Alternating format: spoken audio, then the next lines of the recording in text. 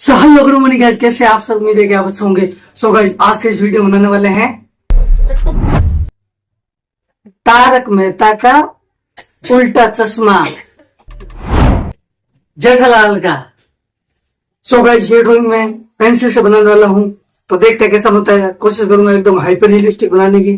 तो वीडियो को एंड तक देखना, और चैनल पर नए हैं तो प्लीज लाइक, कमेंट, शेयर और सब्सक्राइब करना, बेल आइकन प्रेस जरूर कर देना, ताकि मैं जब भी न्यू वीडियो डालूं तो आपके पास नोटिफिकेशन सबसे पहले मिले।